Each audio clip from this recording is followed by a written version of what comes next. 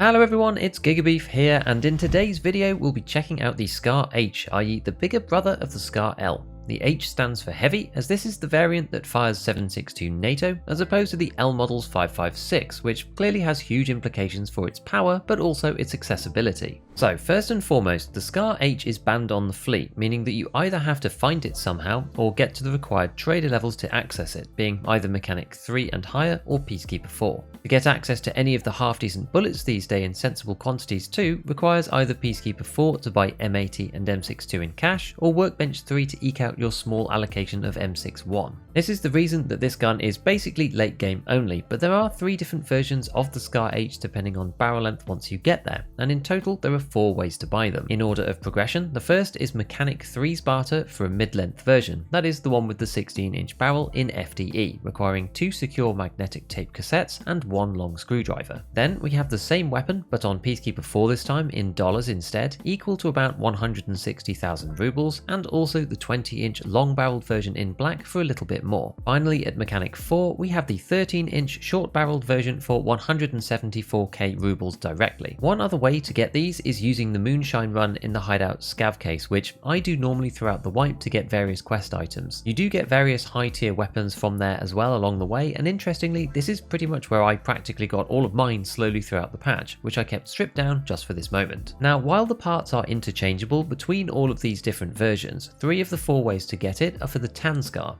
If you want a fully black one, you can only use Peacekeeper's cash purchase, as the tan and black versions are listed as distinct and unique entries within Tarkov. Even if you swap over as many black parts as possible that you buy afterwards, there will still be remaining a strip of tan on the lower. This may or may not matter to you depending on the person, but many players try to avoid FDE weapons because of an age-old bug causing these textures to glow in certain lighting situations. I haven't seen it for ages now, but if you've experienced it recently, then please put it down there in the comments for all of us to see, preferably with a screenshot if possible. With that, let's have a look at the builds. Notwithstanding the potential texture bug, an important point for modding Scar H's is you really want to decide on the barrel length first and buy the right one at the start. Swapping barrels is costly and rarely makes sense, adding at least 40k to the build cost depending on exactly which one you are after. Secondly, if you care about performance, then you want to aim for either the long barrel or the medium barrel versions and just forget about the short one. This is because there are some fundamental problems with the short variant that I will show you now, but let's build out each minimum recoil version so that we can make the comparison. So let's start off with the longest barrel version of the Scar L, which is the 20-inch barrel version from Peacekeeper. And what we're going to do is start by removing the magazine and removing the front sight just to make it a bit more easy to compare between the 2 different guns. Now, there's not that much that you can do with the Scar actually. It's relatively light to mod, similar to the MDR, but a little bit more. And we'll start with the muzzle brake, which has the most impact on the weapon, which is the QDC 7.62 brake, and on top of that we'll be adding the PRS QDC suppressor. And this is the best in slot for this particular caliber and gives you a lot of recoil reduction, minus 12 on this and minus 13 on this, and minus 25 together, which is extremely strong for this gun. Then next, you can see there's this Scar bottom rail, but what we want to do is get rid of this and get rid of the Scar side rail as well, and this then opens out the MREX 6.5-inch M-Lock attachment rail, which we're going to put on, and that actually reduces the recoil even further. Now if we want to go for minimum recoil, we go for the M-Lock 4.1-inch guide, and then under that we go for the RK2 as well. And this gets us to 54, which is the best vertical recoil that you can actually get for the Scar. Now what we're going to do is increase the ergonomics by a little bit. Unlike the MDR, you can actually replace the pistol grip on this with something better. So we'll use the growl because that's best in slot for ergo, and then you can attach sights if you really want to just eke out that extra 1. I normally use the Chris Defiance for +1 on the front and the Chris Defiance for +1 on the back, because these 2 are basically the lightest that you can get for this particular slot. And that gets us to 25 ergonomics and 54 vertical recoil for the long barrel Scar. Next up, we're going to look at the medium barrels, so the 16-inch. We'll replace over on this. It's very easy actually to convert one to the other, and we go QDC, and again we go for the suppressor on the front, and that now gets us to 34 ergonomics and 62 vertical recoil as best in slot, or minimum recoil I should say. Finally, now answering the question about the short barrel one, the problem here is that this is not actually compatible with the MREX rail. So if we do want to use the shortest barrel, we have to get rid of this, we have to put the short barrel back on again, and then we do actually have to use the Scar bottom rail that we got rid of in the first place. And so that reduces the recoil even more, actually, not just from the barrel itself, but also because you don't get this benefit down here too. Now this one can get the CQR, but right now we're just going to put the RK2 on just for comparison. And in here, we'll go with the QDC again, and the same with the suppressor. So this one gets you to 38 ergonomics and 70 vertical recoil to complete our lowest recoil builds. So why does this mean that the short barrel should never really be used? Well, the answer lies in the optimization. Even though this one can use the CQR, which gets you to 50 ergonomics and 72 vertical recoil, which probably is the best overall combination, if we go over to the 16-inch barrel instead and swap back over to exactly the same suppressor combination here, and instead use the MREX rail along with something which is a bit more min-maxy, something like the SE5, this now gives us 66 vertical recoil and 50 ergonomics, so this weapon is pretty much strictly better. Unless you want to access the highest levels of ergonomics at the expense of recoil, which is a pretty unusual scenario, then the short barrel is basically always worse than the other two. So one point on this medium recoil build that players do sometimes argue over is whether it's worth using the SE5 or whether instead you should be using the canted RK1. Now this thing is a lot more expensive, but the difference in recoil and ergonomics is not that much, but we're talking about 6 ergonomics less for 2 extra recoil points. Now, whether you think that is worth it or not is really up to you and his personal preference, and I don't think it really matters that much. So if you can't really decide, then to be honest, I would just go with the SE5 just because it is cheaper and this one is extremely expensive. You only get 1 more ergonomics than the straight version, but the SE5 is just a bit of an easier pickup for me, and I think that around the 50 mark, the 6 ergonomics probably has more difference than 2 extra recoil points from 66 to 64, in my opinion. Finally, let's look at the long-barreled version optimized with the SE5 just to see kind of where we're going to get to overall. And this thing now has 41 ergonomics and 58 vertical recoil, which is pretty good. This cuts down a little bit of extra recoil on the SCAR versus the medium barrel, and while I did used to be a strong mid-length SCAR fan, with the horizontal recoil changes that BSG did a while ago, they actually nerfed the full auto performance of both the SCAR H and the MDR, which makes the longer barrel version much more compelling than it used to be, as it can kick quite badly now when you try to full auto with it. Even at close range, both have pretty high recoil patterns, so anything to get an advantage here might be the better option these days. 2 other alternatives that you might want to consider are the Thunderbeast suppressor because of the cheap barter, which can replace the expensive QDC at the cost of a little bit of recoil, or alternatively the blast mitigation loud build. This one is good for pulling that ergo up without increasing the recoil too much, as on the long optimized version it takes us from 58 recoil to 60 whilst adding 18 ergonomics for a more CQB oriented playstyle. I find the SCAR is a bit love-hate in the community. If you can get on with it, it's a solid endgame weapon that doesn't need too much modding, and despite the nerfs to full auto, it can be very useful for those clutch CQB moments. It fulfills a broader range of roles than some other guns in the 7.62 NATO category that are more suited to mid to long range combat, but it does take up a large portion of your screen, and even more so with the variable optic, which some players simply don't like. I usually run it with stacked magazines, so 10 M61 and either M62 or M80 underneath, and I typically keep it on semi-auto by default these days until absolutely necessary. With 20 rounders only, the temptation to spray on full auto and accidentally run out of bullets is kinda too strong sometimes. Finally, let's go to check out how it performed in a couple of raids.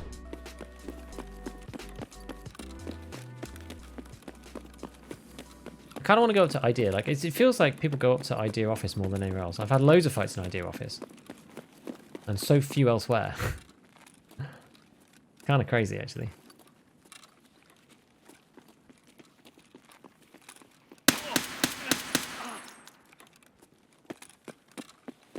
No, you don't, hatchling man.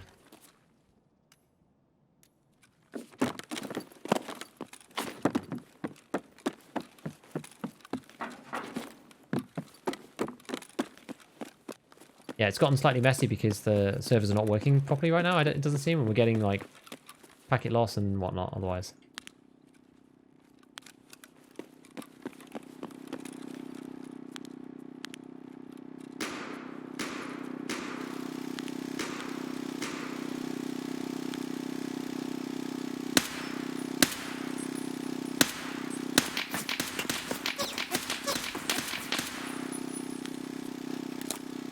Stand there and shoot him. 70 seconds into raid. Something along those lines. Why is there more shots coming over here? We're going to go around this way. Oh, it's a scav fighting someone, I think. Maybe.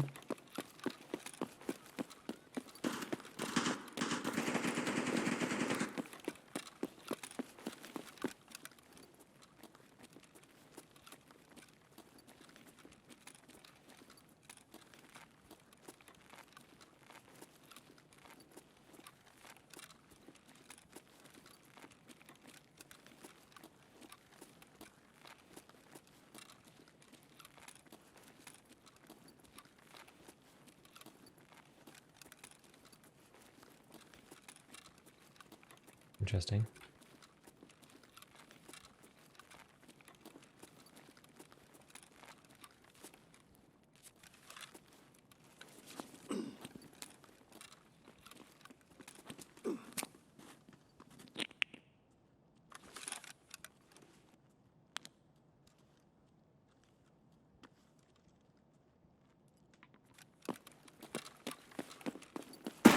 Oh no, he threw it short. Oh no. Ah, we pushed on the nade and he threw it short. Sucks, man. Sucks. Oh well. We got 3 kills for long line, which is pretty good. Got a new rig, 5800 X3D, 3070 Ti. Hey, well I've got a standard 3070, so there you go. That should work really well. Oh, here they are.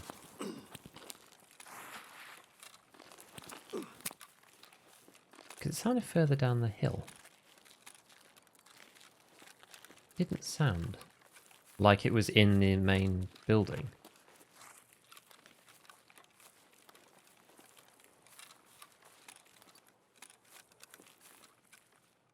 I feel like it was down here somewhere.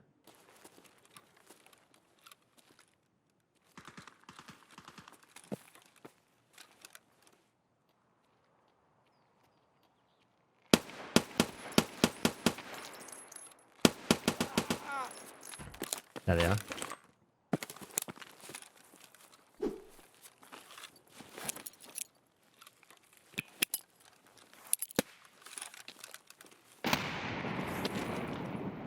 Just in case there's a second. Thingamies. Mark 47. Alrighty. We don't really care about the loot per se, because we've got enough cash and money and all that stuff. The suspicious twist. Suspicious foot twist.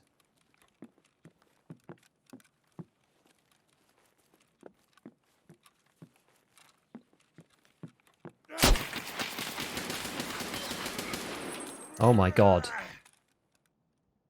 So he was downstairs.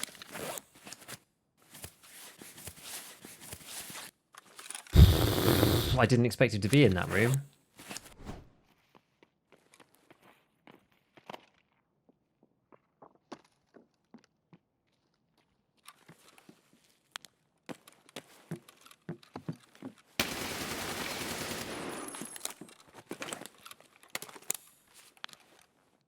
There was another one, I saw him.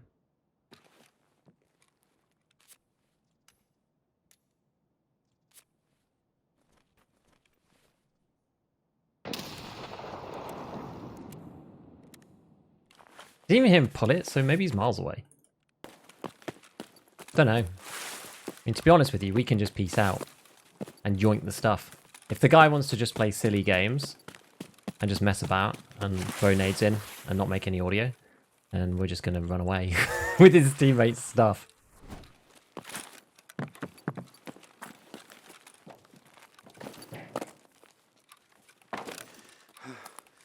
Oh, you are kidding me. Come off it.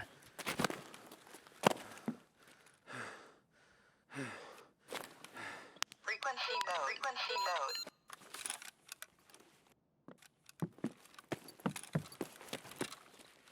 Hopefully we could just wait here, get this done. Frequency mode. I wonder if anyone else hears that. And now we can just loot chalet, I suppose. There we go.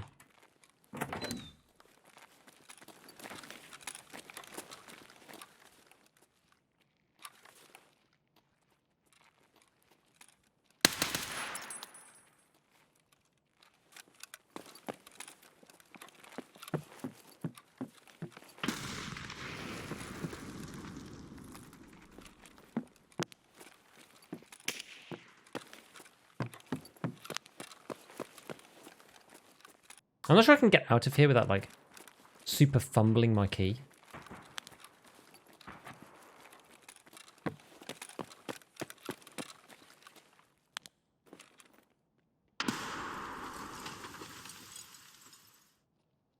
Wait, hold on.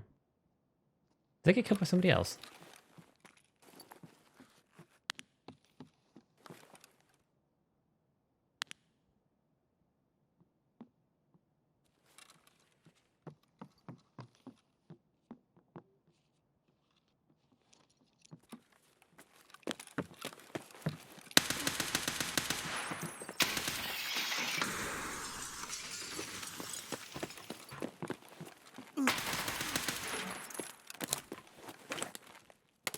Alright. M61 goes hard, guys. I got it on semi, yeah. Oh, I didn't bring my CMS. That's dumb. I should push on the grenade sound. Yeah, the grenade sound push, I'm really into now. I feel like there's somebody else around somewhere.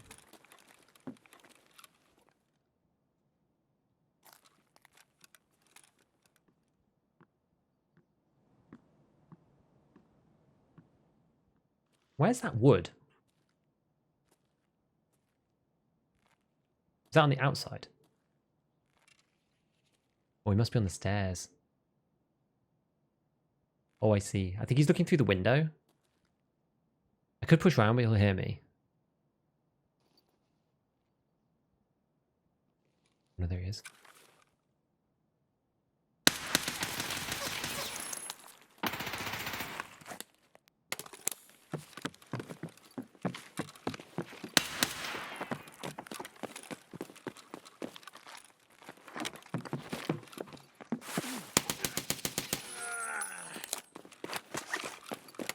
Go on, boys. Right. Use this. That's what we got. Oh, it's a tan ULAC. I don't like the tan ULAC. 90. Didn't bring my sick case either.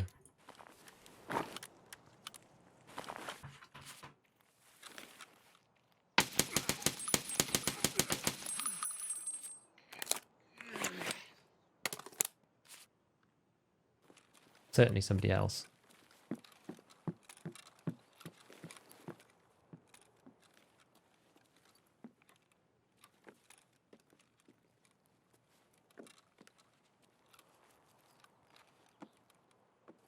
Don't know where they are though. God, that.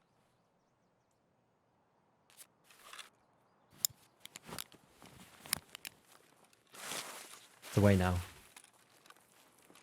Ah! Gold,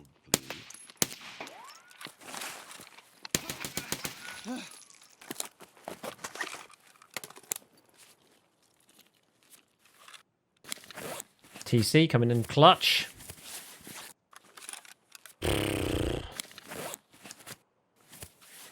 Wait, there is more. Exactly. Come on, Thorax.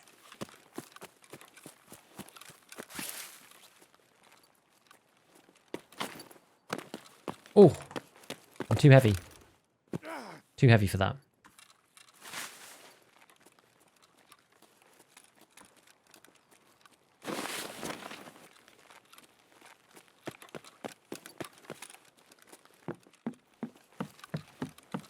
I could probably grab some of these things though from here. I think. Don't think I can be seen here. Alright, there we go. We can try and take this out with us.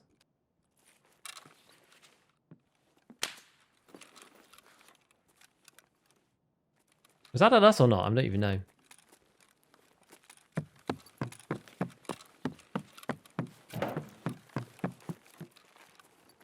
I don't even know. We looted all this stuff from this guy, didn't we? Yeah. I put my bag down here, I think. Pop that and that, like that. I can't do it with this bag. Go back to mine. That'll do. We're pretty heavy. Right, let's try and get back down to Southern Road.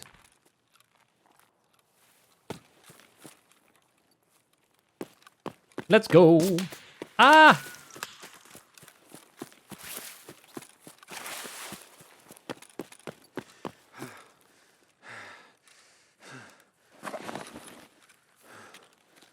Where was that from? It was like this way, but I'm not even sure.